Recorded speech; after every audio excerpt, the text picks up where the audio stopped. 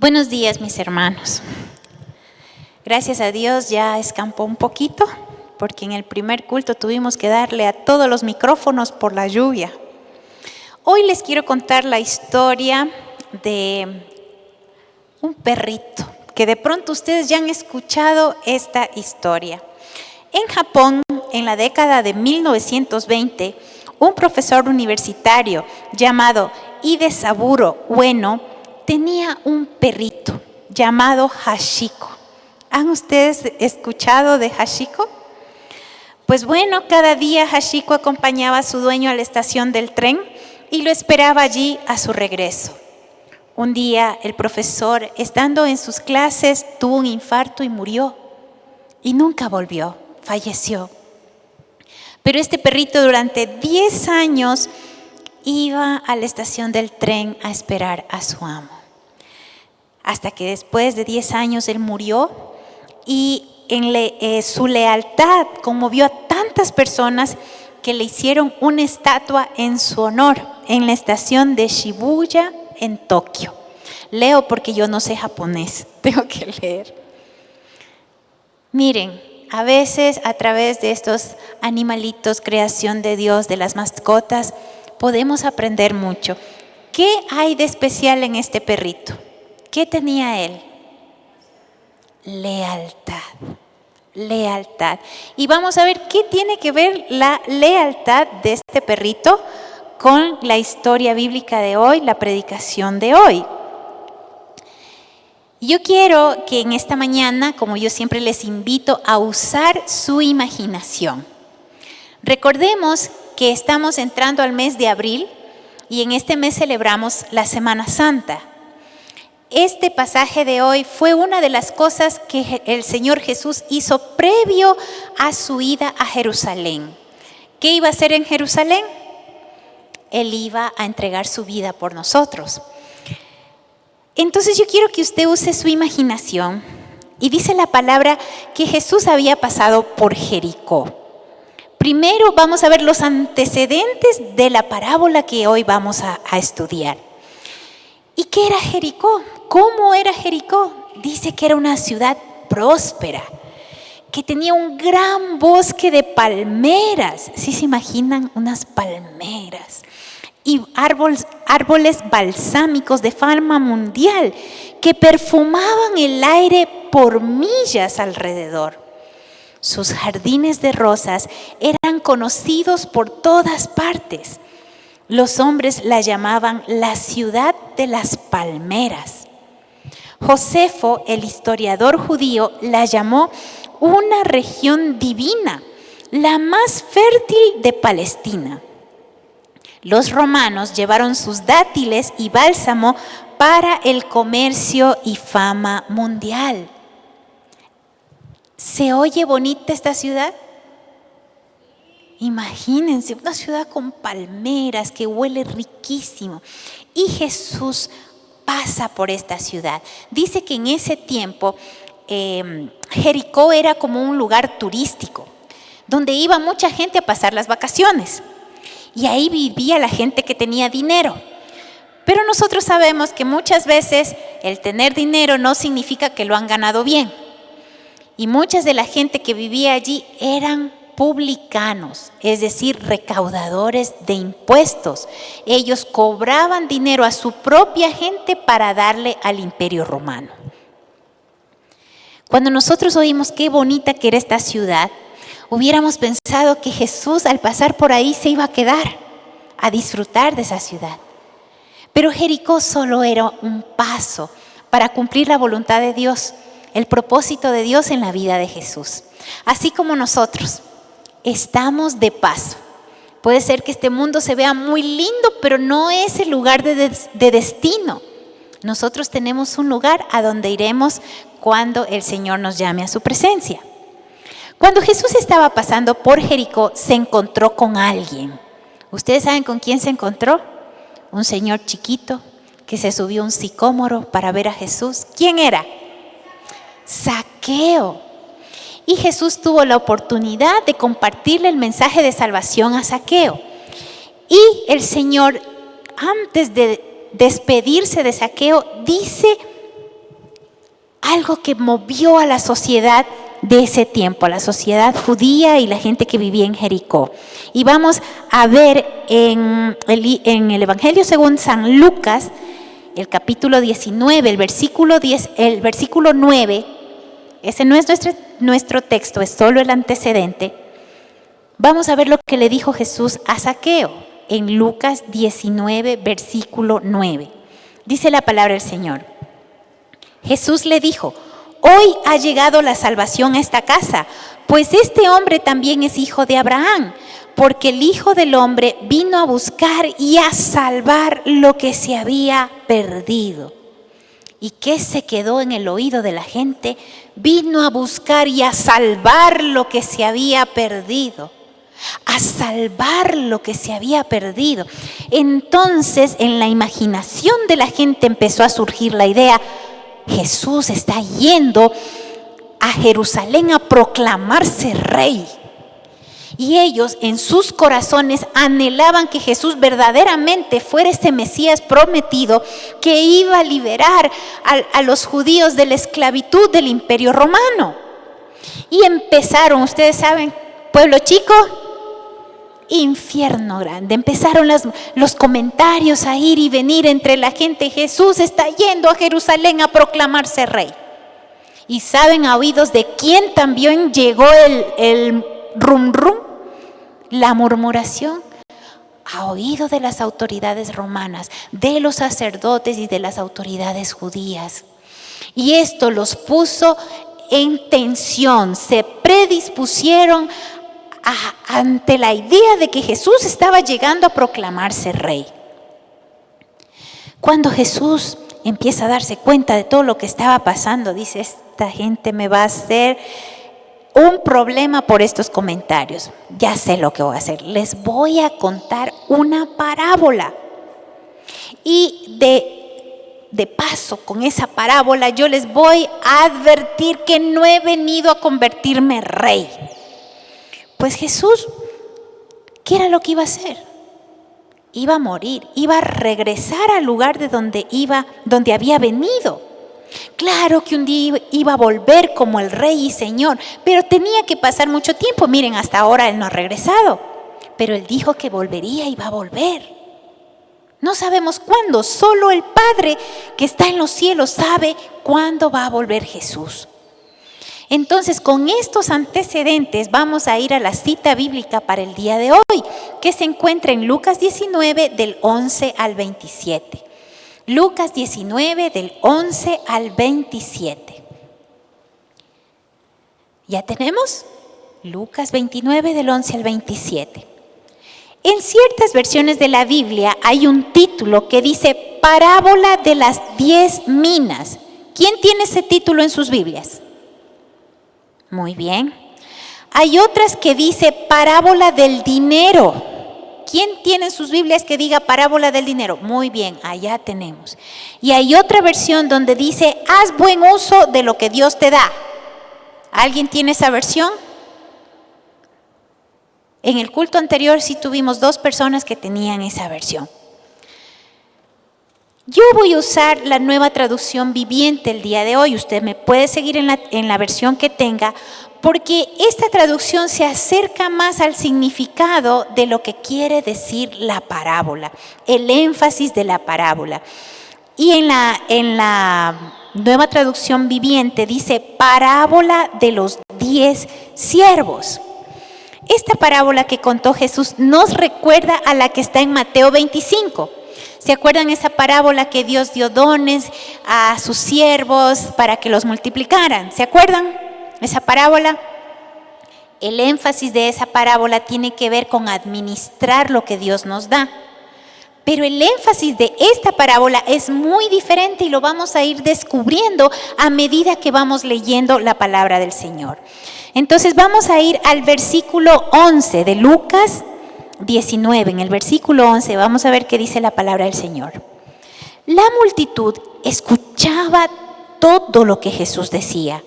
Y como ya se acercaba a Jerusalén, les contó una historia para corregir la idea de que el reino de Dios comenzaría de inmediato. Les dijo, un hombre de la nobleza fue llamado a un país lejano para ser coronado rey y luego regresar. Jesús va a empezar a contar esta historia. ¿Qué es una parábola? La parábola tiene una información encriptada. Es como un código que hay que descifrar. No son simplemente historias para entretener, cuentitos. La parábola es poderosa. Uno de los fundadores de las escuelitas de predicación de Langham decía que la parábola es una bomba. Esa información que tiene la parábola va a moverles el piso a los oyentes, va a echar por tierra las expectativas de las personas. Y después de que Jesús lanzara esta bomba, esta parábola, nada iba a volver a ser igual. Algunos de los seguidores de Jesús tenían intereses personales, como por ejemplo Judas Iscariote. ¿Qué quería Judas? Judas quería el dinero, quería hacerse rico estando al lado de Jesús. ¿Y se acuerdan también de Simón el Celote? Simón el Celote era un revolucionario que quería derrocar el imperio romano y él se unió a Jesús. Y él también quería destruir al imperio romano. Él también tenía sus intereses personales de que Jesús llegara a ser rey.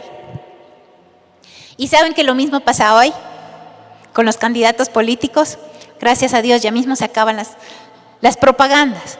Pero en las elecciones siempre hay gente que dice, yo estoy con este candidato. Y otros dicen, no, yo estoy con este otro candidato. Pero no precisamente porque estén de acuerdo con sus propuestas. Están con esos candidatos porque quieren algo. Algunos quieren una palanquita para conseguir un buen trabajo cuando este candidato se convierta en presidente o presidenta. Otros quieren favores.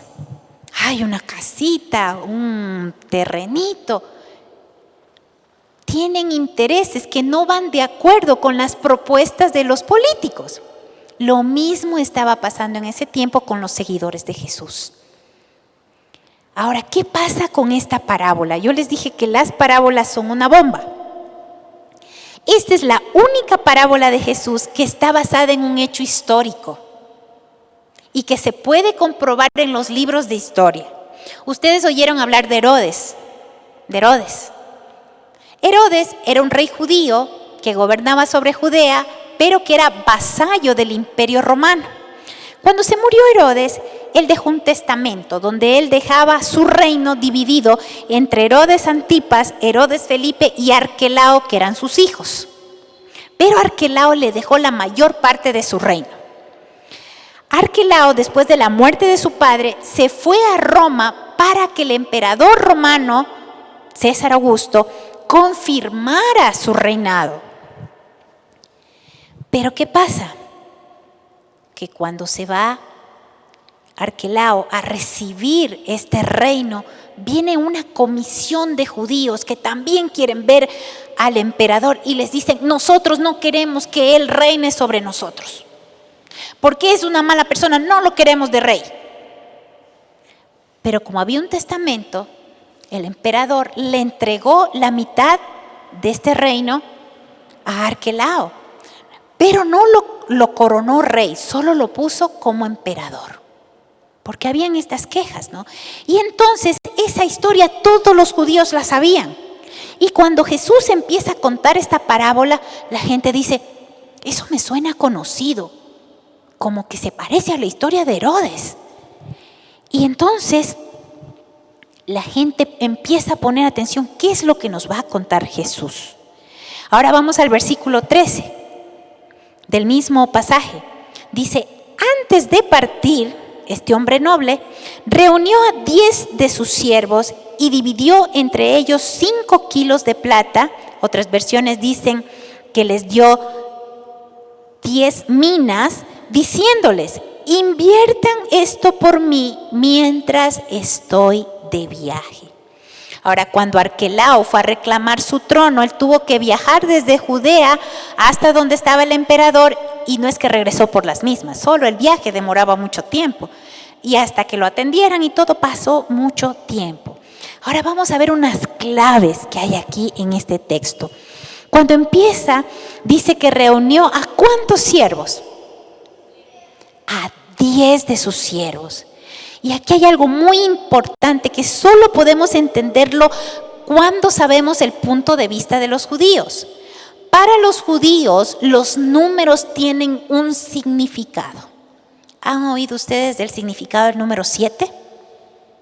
¿Qué significa el número 7? La perfección. Y ese número está asociado con Dios. En 7 días creó Dios los cielos y la tierra, la perfección. ¿Y saben ustedes qué significa el número 10? Yo tampoco sabía, recién estudiando este pasaje me enteré. Resulta que uno de los significados del número 10 es que es una prueba. Es una prueba. Y van a decir, ¿y de dónde sacó esa información? Pues bueno, les voy a poner, yo siempre les pongo ejemplos para ilustrarnos. ¿Se acuerdan de Eliezer, el siervo de Abraham, cuando fue a buscar esposa para Isaac? Dice el texto bíblico que él se llevó 10 camellos, el número 10 camellos, y le dijo al Señor que quien le diera de beber a sus 10 camellos, esa sería la esposa de Isaac. Pero lo que no nos dice el texto es que cada camello toma aproximadamente 180 litros de agua. Imagínense, tenía que darle 1,800 litros de agua a 10 camellos. Era un trabajo muy grande. Y dice que Rebeca sacó agua y les dio de beber a los camellos. Y esa era la prueba que Eliezer había pedido a Dios para confirmar que ella iba a ser la esposa de Isaac. Una prueba. Veamos otro ejemplo. Los 10 mandamientos eran una prueba ¿para qué? Para probar la obediencia y la fidelidad del pueblo de Israel. ¿Pasaron la prueba? Muchas veces la embarraron. Era una prueba, los 10 mandamientos. Luego dice que Dios usó 10 plagas para probar al faraón. ¿Se acuerdan cuando Faraón no quería dejar salir al pueblo de Israel? Dios mandó 10 plagas. Era una prueba para probar el corazón de Faraón. Y luego tenemos un último ejemplo. Les cuento que hay un montón, pero si no me voy en ejemplos y no termino de predicar. ¿Se acuerdan la parábola de las 10 vírgenes? ¿Qué iba a probar esa parábola? ¿Cuántas eran sensatas y cuántas eran insensatas? Era una prueba. Entonces, cuando Jesús empieza a contar y les dice que el rey llamó a sus 10 siervos, ¿qué está diciendo Jesús? Que era una prueba para los siervos. Y esta prueba no se trataba de cómo van a administrar el dinero, ni cómo van a multiplicar sus dones. Poco a poco vamos a ver de qué se trataba esta prueba. Dice la palabra que dividió entre ellos 5 kilos de plata. En otras versiones dice 10 minas. ¿Qué dice el original de la Biblia que está en griego? Dice que les dio decauna. ¿Deca qué significa? 10. Una mina. ¿Qué es una mina? Una mina es una unidad monetaria que usaban los griegos y que equivalía al sueldo de 3 meses. Entonces yo hice una conversión usando el sueldo básico de nosotros los ecuatorianos. ¿Cuál es nuestro sueldo básico? $470. Multiplicado por 3, que serían los 3 meses, salen como $1,410. Redondeando, más o menos $1,500. Vino este hombre noble, les entregó a cada uno una mina. Es como que a cada uno les haya entregado $1,500. No es que dividió los 1,500 para los 10, a cada uno le dio una mina. ¿Y qué instrucción les dio? Les dijo, inviertan esto por mí mientras estoy de viaje. ¡Qué cosita! Lo interesante es que no les dicen qué invertir, cómo invertir, cuándo invertir. Solo les dice, inviertan. Hagan ustedes el trabajo. ¿Y saben qué tampoco les dijo? ¿Cuándo iba a volver? No les dijo cuándo iba a volver. Lo dejó al criterio y a la iniciativa de sus siervos. Es decir, Él depositó su confianza en que los siervos se iban a esforzar para cumplir lo que Él les había encargado. Vamos al versículo 14. Dice, pero sus súbditos lo odiaban y enviaron una delegación tras él a decir, no queremos que él sea nuestro rey. Es lo mismo que le había pasado a Arquelao, ¿no, verdad? Esta comisión que fue a decir, no queremos que él sea nuestro rey. ¿Qué pasa? Hasta este versículo, hasta el versículo 14, la parábola era una referencia de lo que había pasado con Arquelao. Y con esto consiguió la atención de la gente. La gente estaba, ¿qué va a decir? Estaban muy atentos. Pero a partir del versículo 15, la parábola adquiere su propia identidad. Jesús, cuando habla de este rey de aquí, ¿de quién está hablando? De Él mismo. Muy bien, está hablando de Él mismo. Jesús empieza a identificarse con este rey que tiene que regresar donde su padre para adquirir su reino y luego volver. Recuerden que cuando Jesús vino a esta tierra, Él dejó su trono, su gloria. Él era servido por cientos de ángeles y Él dejó todo para venir a rescatarnos. Y Él cuando regresó, el Señor le devolvió todo. Entonces Él empezó a hablar de sí mismo. Ahora, en este versículo también habla que estos enemigos no querían que Jesús reinara. ¿Quiénes eran los enemigos de Jesús? Los fariseos, los del Imperio Romano. Tenía muchos enemigos. Vamos al versículo 15, a ver qué nos dice la palabra. Después de que lo coronaran rey, volvió y llamó a los siervos a quienes les había dado el dinero. Quería saber qué ganancias habían tenido. Cuando este hombre vuelve, ya no vuelve como un noble, vuelve como un rey. Y entonces, ahora sí, él viene a comprobar quiénes habían sido leales. Los reyes de ese tiempo, al igual que ahora, nuestros presidentes, los primeros ministros, los emires, cuando ponen a hombres de confianza, eligen a los que son leales. Y el rey quería saber quiénes habían sido leales. No era suficiente con ser fieles, tenían que ser leales. ¿Cuál es la diferencia entre ser fiel y ser leal? ¿Significa lo mismo? ¿Ser fiel y ser leal? Vamos a ver, por si acaso, esto no aplica a la fidelidad de Dios, porque Dios es perfecto y su fidelidad es perfecta. Estos conceptos aplican a nosotros, los seres humanos imperfectos. Cuando yo busqué, dice que cuando hablamos de ser fiel, hablamos de la constancia o exclusividad hacia una persona, idea o grupo. Suele usarse mucho en relaciones amorosas, religiosas o contractuales. Está basada en un compromiso o pacto. Por ejemplo, si hablamos de fidelidad en el matrimonio, es cuando una pareja no tiene relaciones con nadie más. Lealtad, en cambio, es un compromiso que la persona tiene con valores, principios, personas o causas basado en la honestidad, el respeto y la coherencia.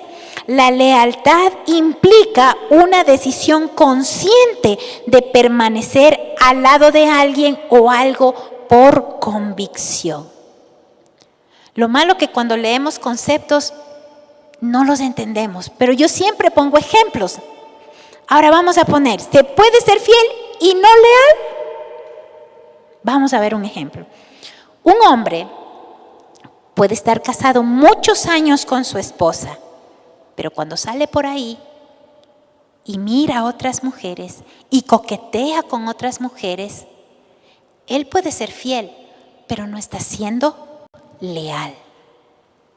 De igual manera, con una esposa, puede ser que ella no tenga relaciones extramaritales, pero cuando ella va y se junta con sus amigas o con sus amigos y empiezan a conversar y a hablar de los defectos de su esposo, de las debilidades de su esposo. No me refiero a cosas así sencillas como todos tenemos defectos, ¿no? Que somos desordenados, que somos de volumen alto. No, estoy hablando de esas cosas íntimas que alguien podría usar en contra de su esposo. Esa esposa, aunque es fiel, no es leal. ¿Vemos la diferencia entre ser fiel y ser leal? Y un último ejemplo. Un hombre que trabaja 20 años en una empresa, nunca se ha ido a otro trabajo, pero por debajo, él ha filtrado información confidencial y delicada de la empresa y de sus jefes. Él puede ser fiel a la empresa, pero no es leal con sus jefes. Si vemos la diferencia entre ser fiel y leal, y este rey volvió a buscar a los que habían sido leales. Vamos al versículo 16. El primer siervo informó: amo, invertí su dinero y multipliqué 10 veces el monto inicial. Bien hecho, exclamó el rey, eres un buen siervo, has sido fiel con lo poco que te confié, así que como recompensa serás gobernador de 10 ciudades. En el texto dice que el primer siervo informó. En esta parte del texto, al decir primero, no es que está poniendo un orden, primero, segundo, tercero. Está hablando de responsabilidad. Probablemente este siervo era el más antiguo en la casa del noble, o puede ser al que le había dado mayor responsabilidad. Pero ¿será que por eso él tenía privilegios? Dice que cuando les entregó a los 10, les entregó lo mismo. No por el hecho de haber sido el más antiguo, tenía privilegios o palancas. Y eso pasa también con nosotros en la casa del Señor. Hay personas que dicen, si yo tengo aquí una vida, si yo vengo desde que Iñaquito se fundó. Yo soy más antiguo que hasta los pastores. ¿Será que eso es un beneficio? ¿Será que eso nos da palancas con Dios? No, nosotros seremos toditos probados de igual manera ante Dios. Ninguno de nosotros tenemos corona, ni siquiera los pastores. Todos seremos probados por Dios. Ahora, ¿qué más dice? Que había invertido el dinero, ¿y por cuánto lo multiplicó? Por 10. Aquí otra vez aparece el número 10. Usando la referencia de nuestro sueldo y diciendo que tenía 1,500, lo multiplicó a $15,000. ¿A quién nos caería bien unos $15,000? ¿A ustedes les caería bien unos $15,000? Pero para hacer $15,000 se necesitan dos cosas. Una, este siervo debió haber trabajado muy duro, muy bien, muy duro. Pero también necesitaba tiempo, lo cual nos indica que el rey no volvió pronto. Él necesitó tiempo para poder multiplicar por 10. Y bueno, también le dice, amo, invertí su dinero. El siervo, aunque reconoció que era su esfuerzo, reconoció también que el dinero no era de él, era de su rey. Es como cuando nosotros trabajamos para el Señor. No es nuestra iglesia, no son nuestros recursos, no es nuestra gente. Todo esto le pertenece a Dios, al Rey. Nosotros solo somos siervos. Ahora, ¿qué dice? El rey lo felicitó y le dijo que era un buen siervo. Y como recompensa lo puso como gobernador de ¿cuántas ciudades? 10. Nuevamente el número 10. Porque otro significado del número 10 es perfección, armonía y obediencia. Es el otro significado del número 10. Perfección, armonía y obediencia. Y ese es el premio cuando pasamos la prueba con éxito. Eran 10 ciudades donde el siervo bueno gobernaría con perfección, armonía y obediencia. ¡Qué lindo premio! Ahora vamos al versículo 18. El siguiente siervo informó: amo, invertí su dinero y multipliqué 5 veces el monto original. Bien hecho, exclamó el rey, serás gobernador de 5 ciudades. ¿Y qué notamos aquí? Aunque este siervo trabajó y debió trabajar duro, el rey no le dice buen siervo y fiel. Simplemente le felicita, le dice bien hecho, serás gobernador de 5 ciudades.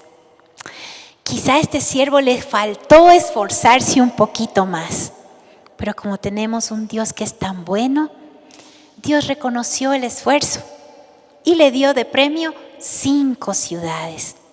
Y quizá con este premio él se estimuló a trabajar más fuerte para su rey. Vamos al versículo 20. Pero el tercer siervo trajo solo la suma original y dijo: amo, escondí su dinero para protegerlo. Tenía miedo porque usted es un hombre muy difícil de tratar, que toma lo que no es suyo y cosecha lo que no sembró. En otras versiones dice que lo guardó en un pañuelo.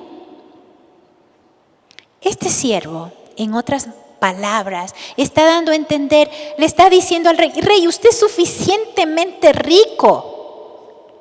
El que yo trabaje lo que usted me dio no lo va a hacer más rico, no va a afectar en su reino que yo trabaje o no.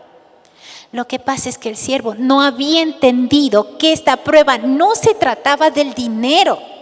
Esta prueba se trataba de la lealtad. Porque este siervo pudo pensar, pues bueno, el rey de pronto no vuelve, ya ha pasado mucho tiempo y todavía no regresa. Y quizá a la final me quede yo con ese dinero. No, si el otro está trabajando, ya le multiplicó el dinero, que yo trabaje o no, no le va a afectar al rey. Y es lo que a veces nos pasa a nosotros también. Ay, Señor, es que yo tengo una casita chiquita, ¿cómo le voy a abrir para hacer una red? Si allá otros tienen unas redes bien grandes, unos Gedeón bien grandes, unos grupos de discipulado en casa. Mi casita, ni muebles tengo. Allá que los que pueden reciban en su sala grande un montón de gente. ¿Será que eso es lo que está viendo el Señor? El Señor está viendo su lealtad a lo que Él le ha entregado. ¿Qué le dice el Señor en el versículo 22? Siervo perverso, dijo el rey a gritos, tus propias palabras te condenan. Si sabías que era un hombre duro, que tomo lo que no es mío y cosecho lo que no sembré, ¿por qué no depositaste mi dinero en el banco? Al menos hubiera podido obtener algún interés de él. Ay, se enojó el rey. Versículo 24. Luego, dirigiéndose a los otros que estaban cerca, el rey ordenó: quiten el dinero de este siervo y désenlo al que tiene 5 siclos. O en la otra versión, al que tiene 10 minas. Pero amo, le dijeron, él ya tiene 5 kilos. Sí, respondió el rey, y a los que usan bien lo que se les da, se les dará aún más, pero a los que no hacen nada, se les quitará aún lo poco que tienen. Ay, ay, ay. Saben, mis queridos, que el reino de Dios es el reino al revés. Cuando el Señor recompensa, no es descanso, no es con vacaciones, como cuando nosotros nos dan un premio y dice, váyanse a Galápagos a descansar con todos los gastos pagados. Cuando nosotros hacemos lo que Dios espera de nosotros, el premio es que Él nos da confianza. Más confianza, eso quiere decir más trabajo, más responsabilidad delante del Señor. Y a veces nosotros decimos, ¿y ese hermanito? ¿Qué tiene? Pues todo le dan a ese hermanito. Está en un equipo de servicio, en el otro equipo. ¿Qué corona tiene? Es que el Señor ve la lealtad. Y a mayor lealtad, mayor servicio, mayor responsabilidad. Vamos al versículo 27. En cuanto a esos enemigos míos que no querían que yo fuera su rey, tráiganlos y ejecútenlos aquí mismo en mi presencia. Este versículo es muy fuerte. Es de esos versículos que quisiéramos pasar por alto, pero que están escritos en la palabra por una razón. ¿Por qué? A veces pensamos que como Dios es amor y que Dios es bueno, ay, que si Diosito es bueno, ¿cómo va a castigar a la gente? Él es puro amor, Él entiende. Mis queridos, si bien es cierto que Dios es amor, pero la palabra dice que Él es fuego consumidor. Él es amor con los suyos, con los que le sirven, con los que son leales y fieles. Pero es fuego consumidor con los que se oponen a Él y a su obra. Y ellos tendrán su justo castigo cuando el Señor regrese. Para concluir, el punto principal de esta parábola es que el reino de Dios todavía no ha regresado, pero que nosotros debemos esforzarnos por ser hallados fieles y leales al Señor. Las dos cosas, fieles y leales. Nuestro Señor, el Señor Jesús es nuestro Rey, nuestro Señor. Él prometió que iba a volver. Y dice, no piensen, no tengan por tardanza el que yo no vuelva pronto. Lo que pasa es que el Señor quiere que se arrepienta la gente antes de que Él vuelva. Pero Él volverá. Y el tema de esta predicación es ¿dónde está tu lealtad? ¿Dónde está tu lealtad? A veces somos leales al trabajo, a veces somos leales a la empresa, somos leales a los amigos, pero a Dios ¿somos leales? ¿Será que aquí en la iglesia cantamos, alzamos las manos, pero cuando estamos afuera y alguien nos pregunta en el trabajo, ¿y tú eres cristiano? Yo voy a la iglesia, pero no soy fanático. ¡Auch! El corazón de Dios. Puedes venir 20 años a la iglesia, pero el momento que dijiste eso, ya no eres leal. Cuando tus amigos te dicen, ay, es que no vienes a tomar, es que eres hermanito, aleluya. ¿Quién dijo que a mí me prohíben? ¿Quién dijo miedo? A ver, pasen para acá. Puedo ser fiel, pero no ser leal. Si hoy Jesús volviera, si hoy el Señor regresa y nos llama a pedirnos cuentas de lo que Él nos ha entregado, ¿qué le diremos al Señor? Señor, mira, me diste un grupito chiquito en mi casa, solo éramos el guía y el coguía.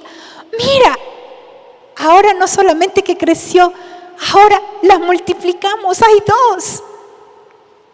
¿Qué va a decir el Señor? Bien, buen siervo fiel, sobre poco has sido fiel, sobre mucho te pondré. O si usted es maestro de escuela dominical, dice, Señor, cuando empecé tenía solamente 2 niños y mira, ahora tengo ¿cuántos niños? A los que les enseño la palabra del Señor. Y esas son cosas que se ven, pero hay cosas que usted hace para el Señor que no se ven. Como por ejemplo, cuando usted va ahí en la calle y comparte un tratadito a alguien que no conoce al Señor. O usted va en el bus y le comparte la palabra a alguien ahí que va triste, acongojado, y usted va y le dice, ¿sabes qué? El Señor te ama. O su vecina va y le da palabras de ánimo, le habla del Señor. Eso no lo vemos aquí, pero ¿sabe quién ve? Nuestro Rey. Nuestro Rey está viendo lo que usted hace con lo que Él le entregó. Y de Él viene la recompensa. La palmadita en el hombro. No se sienta triste porque a veces usted dice, es que yo ya soy mayor, yo no puedo salir a repartir comida, no puedo trabajar en un equipo de servicio. Yo lo que hago es que estoy orando por el hermano que se enfermó, estoy orando por la iglesia, estoy orando por los pastores. ¿Sabe qué? Dios ve lo que usted hace en secreto y Él lo recompensa en público. Porque ese es nuestro Rey. Y ahora yo quiero dejar con ustedes este último versículo. Después de este versículo vamos a orar y vamos a tener un tiempo especial de ministración.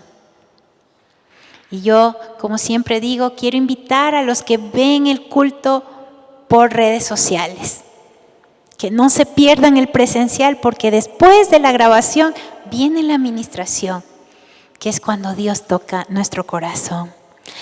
Quiero dejarles el versículo en Lucas 19:17. Lucas 19:17. Bien hecho, exclamó el rey. Eres un buen siervo. Has sido fiel con lo poco que te confié. Así que como recompensa serás gobernador de 10 ciudades. Porque Dios cumple lo que promete y Él premia a los siervos que son fieles y leales. Vamos a ponernos de pie, vamos a orar.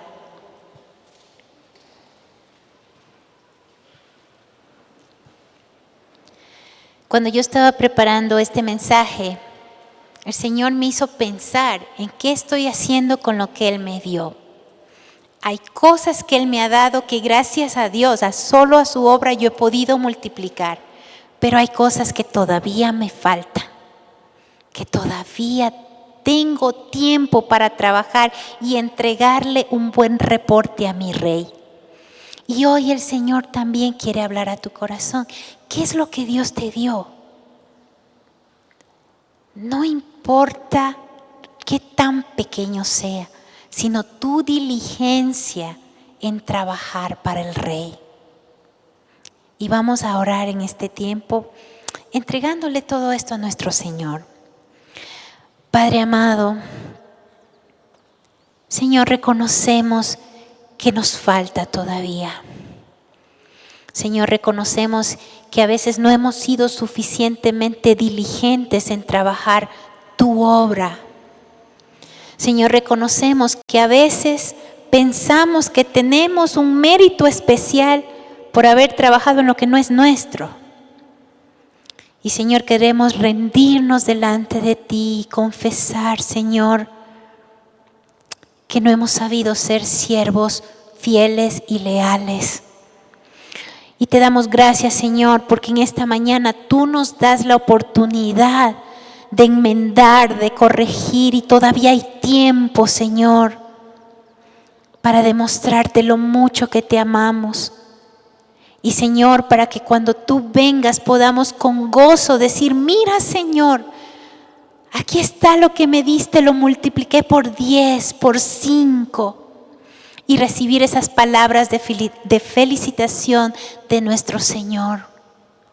Ayúdanos, Señor, ayúdanos a ser diligentes y a dar lo mejor de nuestras vidas para ti, a no avergonzarnos delante de nadie de tener el Dios tan grande y poderoso que tenemos. Perdónanos por las veces que te hemos fallado y que nos hemos avergonzado de ti y que no hemos sido leales. Y ayúdanos a corregir, a enmendar de hoy en adelante. Te lo pedimos y te agradecemos por ser parte de tus siervos. En el nombre de Jesús oramos. Amén y amén.